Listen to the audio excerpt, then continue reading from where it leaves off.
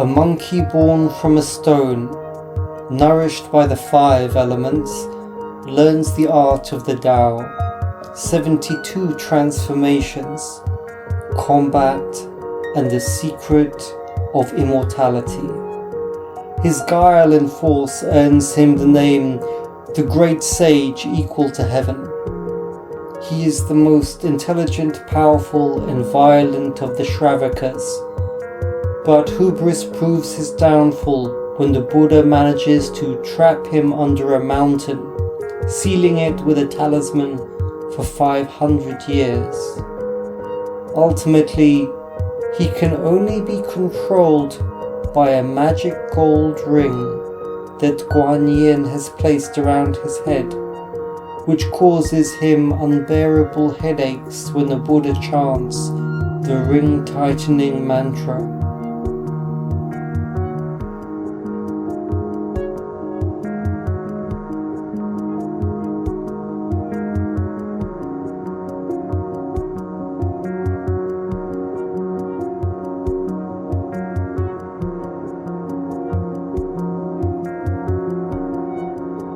Hello to you, and welcome wherever you may be.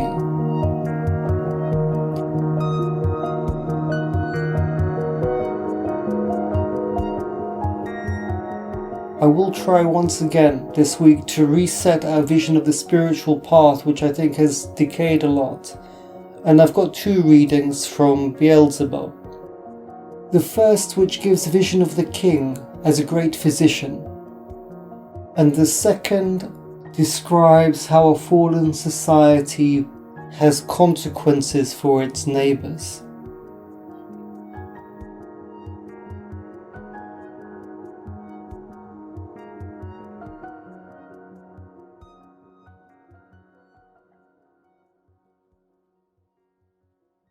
I had to stay for a certain time on the planet Mars in order to settle all my personal affairs, and to give various orders concerning the beings of our tribe. And it was just at this time that I was told that the Toof-Nef-Tef very much wished to see me. Toof-Nef-Tef is the name given on the planet Mars to the chief of all the 3-brained beings breeding there. That is, he corresponds to the being who on your planet is called a king. I had known this Toof-Nef-Tef, or king, in his youth, when he was only a Plef-Perf-Noof. A Plef-Perf-Noof is almost the same as a Zerlickner on our planet and a physician on your planet Earth. In this connection, I should mention that on almost all the planets of our great universe, and likewise on the other planets of the solar system ores, a being becomes a chief over other beings by his merits, and most often by the merit he has acquired as a Plef-Perf-Noof, that is, a physician of the spirit, as well as of the body. My first meeting with the Martian Toof-Nef-Tef took place soon after we arrived in this solar system and settled on the planet Mars. He was then a Plef-Perf-Noof on just that part of the surface of the planet where I and all who accompanied me had established our place of residence. Later on, while existing on various parts of the surface of the planet, in the capacity of Plef-Perf-Noof, he became worthy to be the head of all the beings breeding on the planet Mars, and when he was nearing the state of the sacred Ishmech, he desired to return to that part of his planet where he had spent his youth, and that is why this former Plef-Perf-Noof, now Toof-Nef-Tef, happened at that time to be near the place of my residence on Mars. This Martian Toof-Nef-Tef was already, according to the notions of your favourite, an extremely old being. By the time calculation of the planet Mars, he was about 12,000 years old, and only a little less by the time calculation of the Earth. Here, I must tell you that on the planet Mars, the duration of existence of beings is in general almost the same as that of the 3-scented beings of all the other planets of our megalocosmos. excepting, of course, those beings who are formed directly from the first Titata cosmoses, the duration of whose existence may be 3 times longer. The 3-brained beings arising and existing on the planet Mars, as well as those on all the planets of our megalocosmos, where the process of existence is normal for 3-brained beings, have the full possibility of reaching the state of the sacred Ishmech, that is, the state in which the existence of a being, as regards the most great cosmic Iranumaj, becomes dependent only on substances that arise directly from the manifestations of the most holy prime source itself, whereas for other beings their existence always depends on cosmic substances that arise from the results of all corresponding centers of gravity concentrations of the common cosmic fundamental Ansan Balyuatar. And when they reach this state of the sacred Ishmech, and the reason of their highest part is already perfected up to the required gradation of the sacred scale of objective reason, the process of the sacred Rascuano takes place in them only by their own wish, and furthermore, their highest being body is taken directly to the holy planet Purgatory.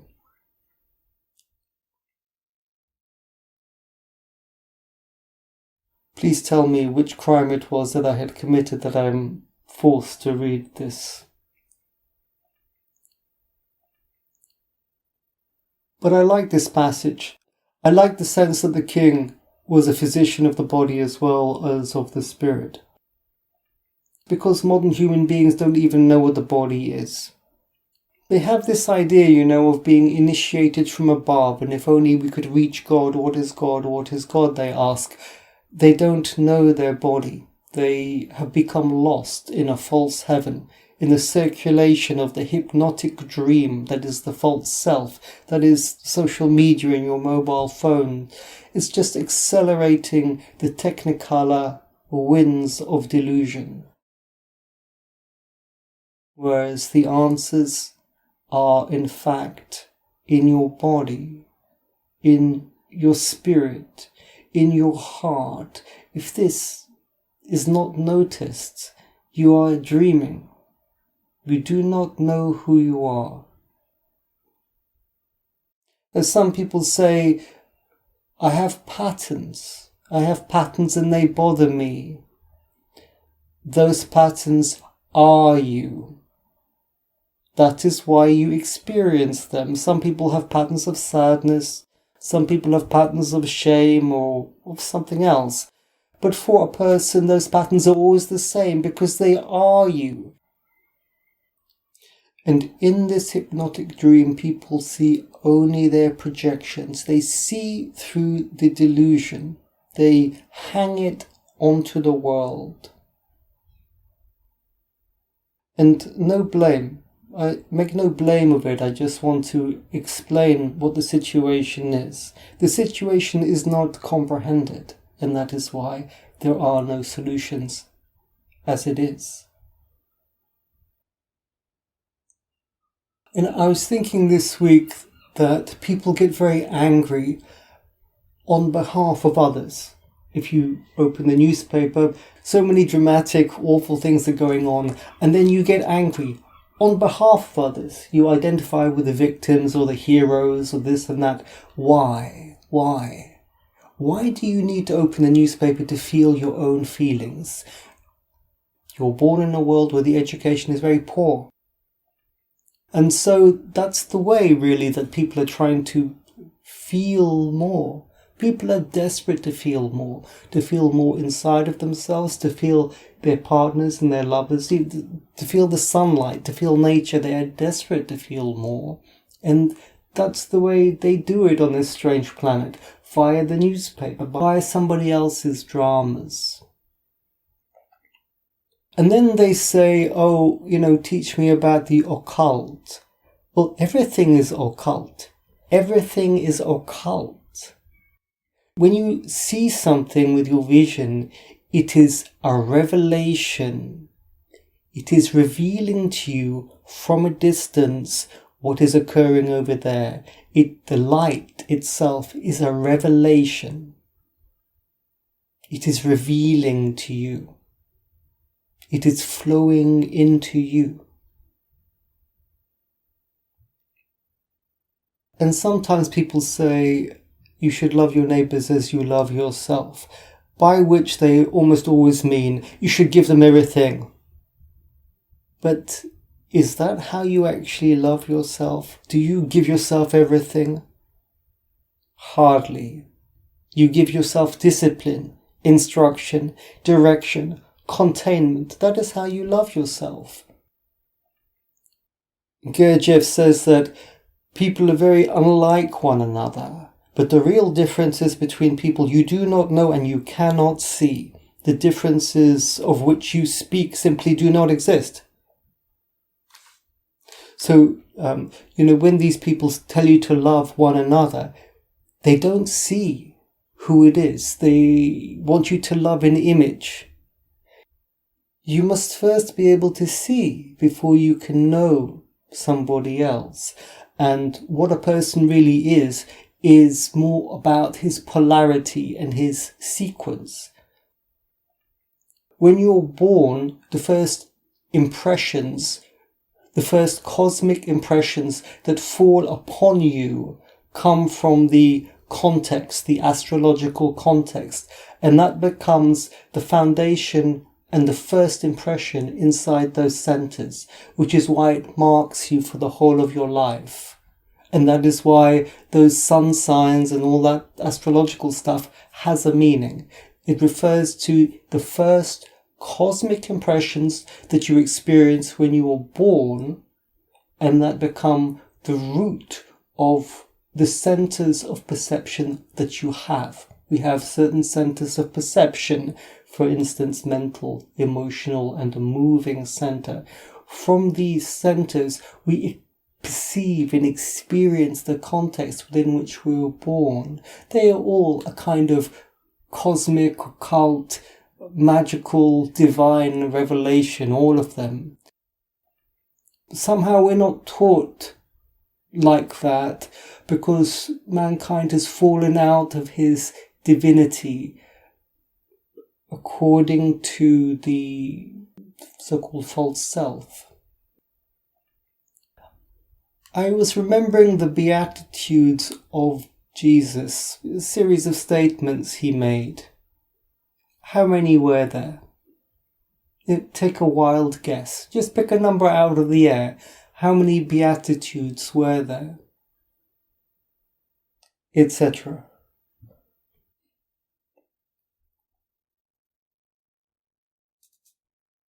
This material is from the end of Beelzebub's book. I will continue with it.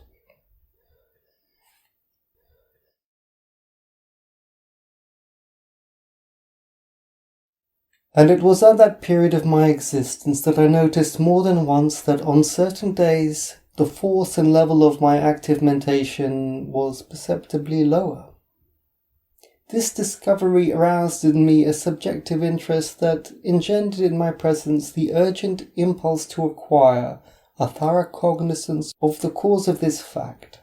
From then on I began to pay attention both to myself and to what took place around me in order to seek out the causes, and after one Cree I became completely convinced that this undesirable state occurred in me each time our large life chakan or dynamo was in operation. It was precisely this fact, first observed by me at that time, which was the cause of my growing interest in the omnipresent cosmic substance, and of my deeply absorbing study of its details. My experiments from the very beginning brought me an incalculable number of proofs of all kinds, both for myself and for others, that the omnipresent substance Okidanokh is a part of the common presence of the atmosphere of our planet, and evidently of the presence of the atmosphere of other planets as well, and that it takes part in the arising of all planetary and surplanetary formations, including, of course, the Kralikronian part of every being, and in the maintenance of their existence. In the course of my further experimental elucidations, I also became entirely certain that although our solar system, like all the other solar systems of the great universe, has its own Ansan Baluitsar, and that each planet with its atmosphere is the specific place of concentration of one or another class of cosmic substances of the given common system Ansan Baluitsar, a common substance Okidanokh is nonetheless an indispensable and even predominant part of the presence of each planet. And later my experiments also showed me that thanks to the common universal equilibrium, this common substance is concentrated in every system in a strictly corresponding proportion, and is also distributed in strictly determined proportions among the atmospheres of all the planets of the given system. And consequently, whenever this universal substance is used up in any part of the atmospheric space, either by accident or design, it must without fail be replenished to restore the equilibrium of its proportions in the atmosphere. And this takes place by the flowing in of this substance from other places, and this balancing transposition of Okidanokh must be effected not only from one place to another in the atmosphere of each planet, but also from the atmosphere of one planet to that of another, if in this other for some reason more than its established norm is used up. Finally, I very definitively made clear to my reason from every aspect and proved to others that the omnipresent cosmic substance Okidanokh present in our atmosphere and constantly being replenished is necessary for the common presence of our planet and is the most important factor for every kind of arising and maintenance of existence, and also that the essence of every relatively independent intraplanetary and surplanetary formation, as well as the essence of beings of every brain system and external coating, depends on this substance, and I even proved that the possibility for three-brained beings to perfect themselves and ultimately to blend with the prime cause of everything existing depends exclusively on this substance.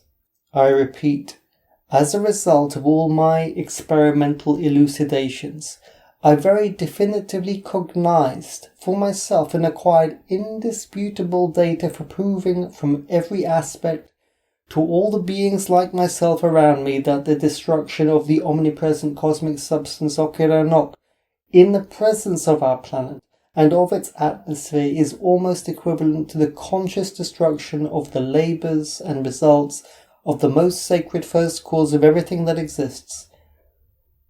And within these words, captivated by his theme, my dear godson, the young and high-spirited Gurdjieff Rahok, finished his discourse.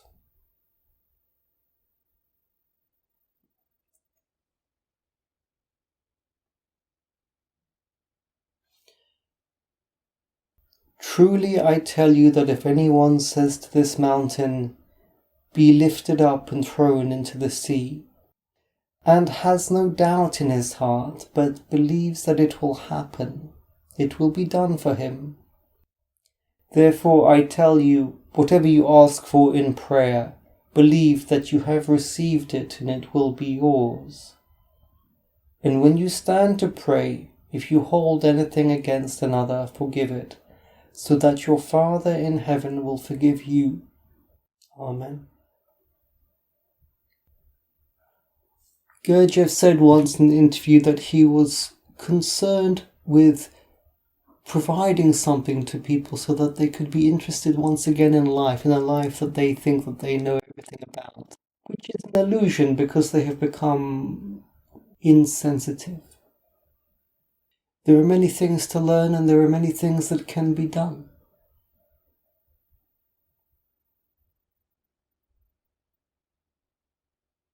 Slowly, we have to work out a way forward.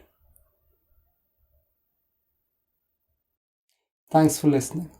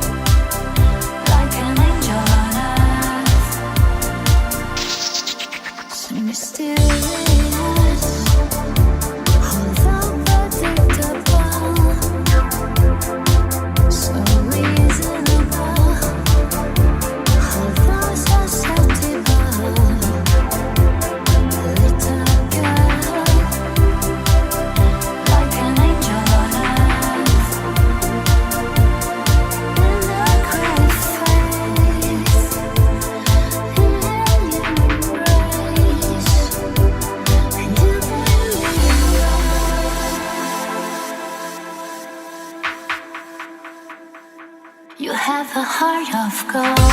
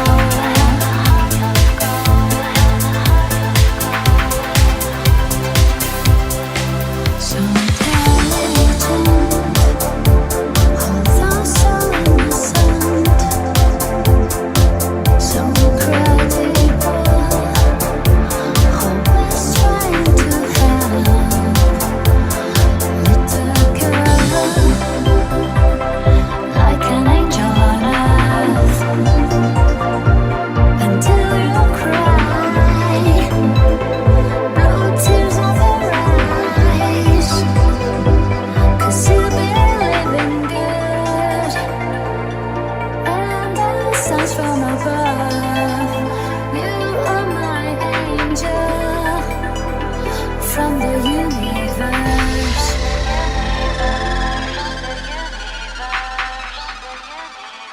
You have a heart of gold.